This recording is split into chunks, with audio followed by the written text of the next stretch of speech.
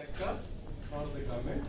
The government has been the foremost employer in the economy.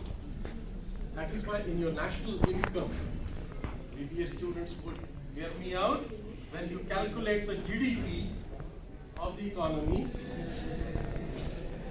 the government expenditure is one of the major components of GDP. Am I right? I'm a student of literature, I'm not a student of economics, mind you.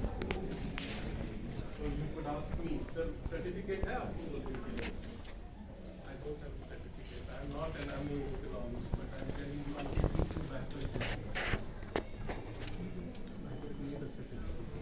To know something, I don't need to have a certificate. So, who has been the employer so far? Main employer, with liberalization, all that has changed.